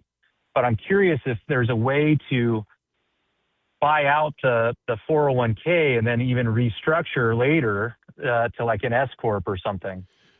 Oh, I see what you're saying. So then, no, because you can't actually involve your qualified money in a personal transaction. So you can't buy the assets from it.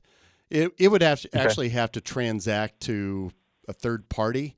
Now, you could probably get a third party involved on that one. I'm going to guess maybe even a structured note.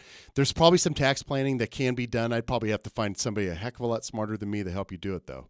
Sure. Yeah. No problem. I just happened to hear you're talking on the radio. I thought I'd call, and I have every intention of working with, CPAs and lawyers and stuff just to make sure I'm safe, but I appreciate it. Yeah, that's great. And thanks so much for the call, Ben. I super appreciate it. And I'm actually even more excited just to hear another way that these franchise companies can try to ultimately sell ownership to prospects, which is, hey, we figured out a way you can do this through qualified money. That's great. It's just another opportunity. I don't know if it's a best opportunity. It sounds to me that if you put all that in there, then yeah, you're putting yourself at some risk. But then you have control over it. And if you've heard the beginning of the program, it's the reason why I became an entrepreneur, which is it gives me the control. And I feel that I will perform better if I've got control over it than if I were to give it to somebody, or at least maybe just mentally that's where it puts me. I don't know.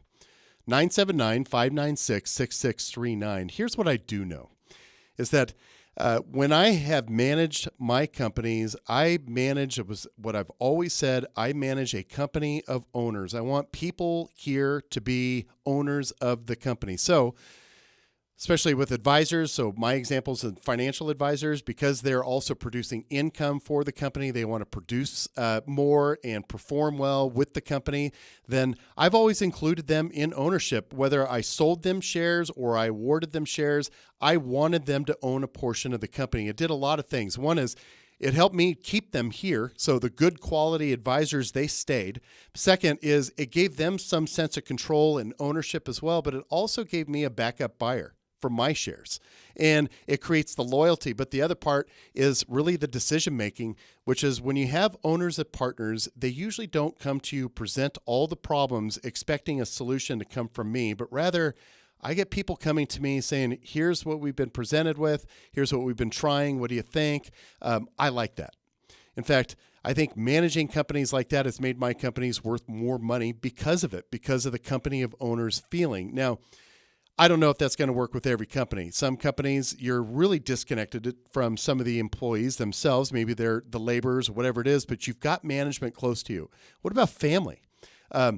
Do you have partners? But if you do put together partnership agreements, I'm really going to encourage that you get through some really smart partnership agreement language to include a poison pill. This is a great tool right here, which is if you have a partner, let's imagine I own a business that's worth $1 million. I've got a 50-50 partner, and the partner and I just generally don't get along, and I want to go buy the partner out, and I say, hey, I'll pay you $250,000 for your shares right now, and if you don't want that, I'm going to leave the company. It's going to be worth nothing. The poison pill basically keeps my offer to that person honest by saying, no, I could be forced out. That person could take that offer and say, well, instead of you paying me $250, I'm going to buy your shares for $250, and now you're out. The poison pill is a great way to negotiate an unexpected sale of shares of one of your partners or shareholders.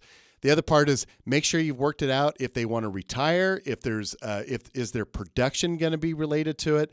What happens if they were to pass away? Who inherits their shares? Can the spouse, if the spouse doesn't work in the business, still be an owner of the company? Put this down inside the shareholder agreements. You think it won't be needed, but you're going to lament the day that it is needed, and it could have just been inside that and actually been a part of the partnership agreement. The more you put down, you're planning the divorce during the marriage is really what's happening. So you're putting together the shareholder agreement for that. You're also going to describe how does the business, how is it ever disposed of, and how do the shareholders, how does the partnership actually agree on it? What happens if you need a tiebreaker? Put that in there. Sit down with your own attorney. Now, usually, especially when you involve shareholders, you're going to have an attorney that's going to represent the company. And then you need to have your own attorney that's going to represent you. So an attorney that represents the entity, and then each shareholder should have their own counsel. That's wise advice. I don't know that most people actually do that, but make sure that you have somebody that's going to work specifically on your side. And then get your accountant involved. Because all the money that you put into the business, all the time that you put into the business, any ideas that you brought to the business should have some sort of a tax consideration. It may offset your ownership or your cost basis on your shares, so eventually you can sell them and understand what the tax event itself is going to look like. Again, when it comes to selling the shares of your company, whoever buys those shares is going to assume the past liabilities of the company. So it's also very difficult to actually sell the shares. If you have a shareholder agreement with partners that some may retire or sell out midstream, then you've got to probably have a way for the company to buy those shares back or other partners to be offered those shares first, or could they even sell those to an outside shareholder? Whew. How do you even value those shares? That's another process. There's a lot to think about, but when you're actually going to try to maximize the sale of your business at the tail end, if this is inside your partnership agreements, it's going to make the sales a lot easier. 979-596-6639. That's 979-59-MONEY. I'm Brian Wiley. This is Real Money Pros. Businesses today face a barrage of challenges. They hunt for top talent, the search for the right benefits package, and the ever-rising tide of healthcare rates. And putting together the right team to run your HR-related tasks can be expensive, let alone time-consuming. Enter Ataraxis PEO, your professional employer organization ready to tackle all your HR needs from payroll to benefits administration, payroll services, workers' compensation, and talent recruiting. They've got you covered. With Ataraxis, you gain access to a team of experts who handle the nitty-gritty of HR, freeing you up to focus on what you do best, growing your business and growing your revenue. Ataraxis takes the time to learn about your business, crafting personalized solutions to help you and your team succeed. So say goodbye to the stress of HR administration and hello to Ataraxis. Experience the power of a true business partner with Ataraxis PEO. Visit ataraxispeo.com. That's ATARAXISPEO.com. Ataraxis, elevating businesses for the benefit of all. Have you ever met with a financial advisor looking for some advice just to leave being sold an annuity you didn't want? At Tree City Advisors of Apollon, we do things a bit differently. We focus on your financial goals, helping you fix past mistakes, simplify your current finances, and plan for the future with confidence. Your first consultation is always free and without obligation. Visit treecityadvisors.com and start your journey to financial freedom now. That's treecityadvisors.com.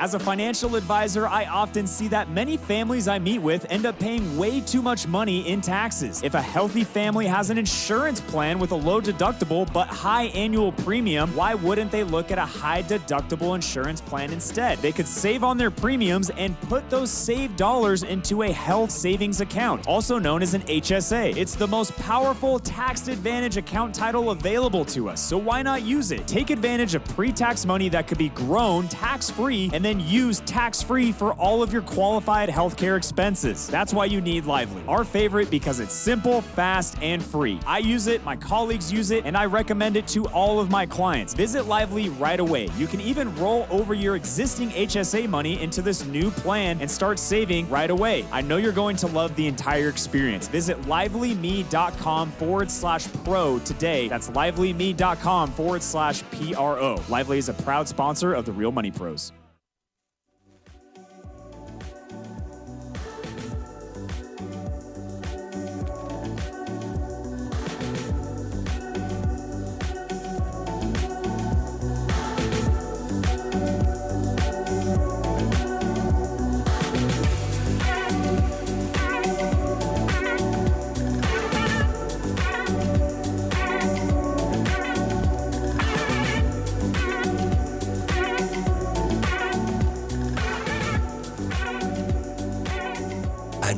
Back to the Real Money Pros. I am back. This is Real Money Pros, therealmoneypros.com. Again, you can follow us podcasting if you miss either part of the program. It's a 2-hour program on Saturdays when we broadcast live. Jeremiah Bates, my partner on the program, he's out for this hour, so I'm just talking about owning a business. But you can always contact us. Go to therealmoneypros.com. Please learn how the better buckets work. After 26 years of being in this business, when I say that I like to do things differently, what I noticed about the financial advisory business is that most of my peers, when we got started in this at the same time, they were hyper-focused on becoming technicians, meaning they wanted to learn about financial planning and the investment markets, the markets themselves, or whatever it was that they were interested in. But they thought that to get their clients in their future career was going to be based on what they knew about the investment management. And while I thought, and I still think, it's very important that we have a great background knowledge of that, I think it's more important that we understand the people and the reasons why people don't follow through on their plans, which means that most of this is just really understanding the emotional, manipulation that happens the manipulation that happens for emotional reasons. Through into their finances, meaning their investment plans, all of that. So the better buckets, when I designed those, when I had learned about bucket-based investments years ago, there was another radio program host, Ray Lucia was his name. He wrote the book on it. It was a good book. And the principles were great. However, I felt that it needed to be modified for true investor behavior, which is you've got to have lots of time available in each one of these buckets. It's got to be very purposeful. It's got to be solved into. And then once you have that, it tells you much better how to invest those related dollars, such as income money. That income bucket is what we're talking about right now with business ownership. And the question is do you operate your business like it's in the income bucket and you're generating income from it? Well, that means you're maximizing tax savings. You want to pay out as little as possible to other people. You're probably wrapping in arguably gray area expenses into your business, which you shouldn't be doing, but you're not treating it like a growth bucket investment. The growth bucket investment is something that you're maximizing value for the long term. And the best way to make your business valuable in the end is to have a very well-organized, well-oiled machine. It's kind of like buying renovating or a property you want to flip. Do you want to buy the property that is already fully done and then you just buy it at some price, let's say $500,000, and you flip it and sell it for $600,000 and you're great? Or do you want to buy the one that needs a big renovation? You picked it up for $200,000, you take the risk, hoping that you're still going to sell it for the $600,000, but you'll have a greater profit margin. Well, business buyers are looking at businesses the same way. Do I walk in there, make obvious improvements, easy improvements, maximize the cash flow after that, meaning I paid a very low amount, or do I buy something that is just going to generate income for me? And if you're selling the business, it's the latter of the two that you want. The latter of the two is the one that's going to maximize the value that you're going to get. That means when I was talking about shareholder agreements and operating agreements, but also having your tax structures, liquidity, your books are straight. It doesn't need you. When I first started a financial practice, I had two other partners. Their last names Burden and Ellis. Mine is Wiley. One of them, I said, "What are we going to name this?" And he says, "Ellis, Burden, Wiley." I said, "First of all, why am I last? Burden's second. E's first." And it was Ellis that said that order. And I said, "And why are we doing it this way? Because isn't our objective to eventually have more than just the three of us advisors in an office? Maybe there's going to be a team of 10. And so who's the first guy? Smith that comes in, his name's not on the door.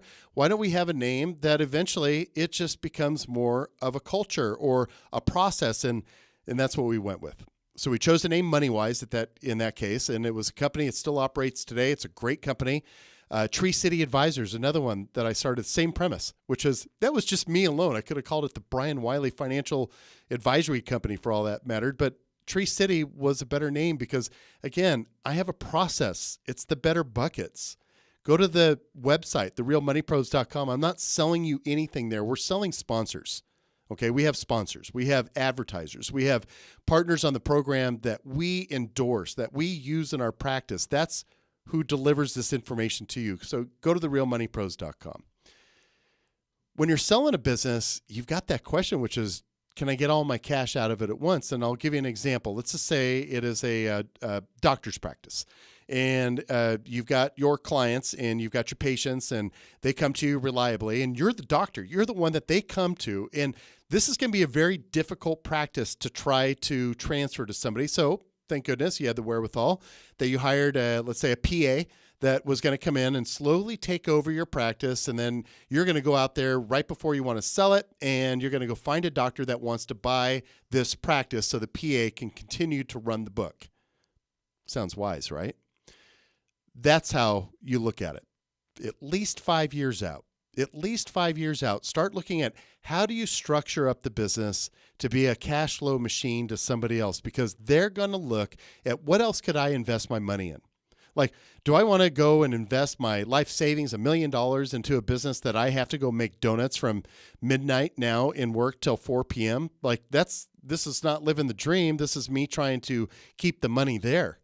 So you want to buy a business likely that's going to be, you want to sell your business as an entrepreneur to somebody that is a business owner. I guess that's the message.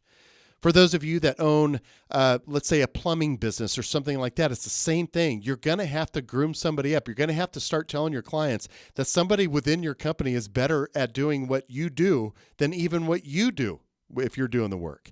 And that can be very hard to do. I get it. There's a lot of pride that is inside of your business. It's your baby. It's what you expressed, and you're able to create a business doing that. So you're proud of it. Can you remove yourself from it? Because if your long-term objective is to make sure that all that hard work paid off, get the advice. Sit down with an attorney, find a good qualified CPA or a great financial advisor who understands this process.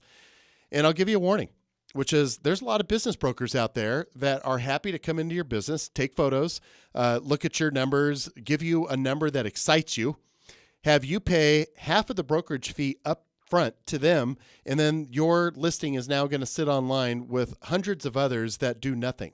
And that concerns me because your objective was to try to figure out what's the value of the business, how much can it be marketed for, and somebody is going to apply their numbers to it, their methodology, which may not actually target the specific buyer that you're actually looking for. So if you're going to use a business broker, find a very well-qualified, reputable. Hire the best one you can find because you're going to spend a lot of money on them, and you don't want to be paying all of your brokerage fees up front when you find out, yeah, they marketed the business for $1 million. They wanted, let's say, a 6% marketing fee. You paid them $30,000 up front only for a business that's worth $500,000 that would have only gained them the same amount of commission. What's their incentive? That's the concern. So when you go through this process, get the wise advice that you're going to pay to be on your side and have it perform. Go through, make sure it's all well structured, the whole bit. And if you need advice, we're here to help you do it. If you're selling shares of a company, again, that one, it needs to be defined in the shareholder agreement. Just have it just very well defined. More information, you can find all that at therealmoneypros.com. Plus, we produce a lot of content on our website. We've got a team of advisors here that are all media trained, and we do it because we want to provide the content to you. We figured the better at the education that our clients have, the better off they've been, and it's the same thing with our listeners. We've got information there about cryptocurrencies, about conversions, Roth conversions, investing. Could be how to structure your company. There's all kinds of liability issues with all of that. We've got videos and instructionals that are there. Plus, our sponsors also have all kinds of value to add to our website, to include ways for you to redefine your advisory relationship. Are you getting the right investment management? Is it costing you the right amount? And if you ever are looking for a great advisor, we happen to know them. Through Apollon Wealth Management, we know advisors in your area. They're well vetted out. We have relationships with them. So contact us. Go to therealmoneypros.com, and we're happy to connect you to a great quality advisor. If you're looking for a CPA or an estate planning attorney, it's the same thing. We have a network. We can send you out to the network. The nice thing about it is that we also are looking at that relationship to make sure that it works as well. That's the Real Money Pros for you. We hope you have a great weekend. We're back next Saturday. I'm Brian Wiley. The Real Money Pros is hosted by Brian Wiley and other team members of Tree City Advisors of Apollon. Tree City Advisors of Apollon is a DBA of Apollon Wealth Management, an SEC-registered investment advisor and affiliate of the Real Money Pros. The Real Money Pros and Tree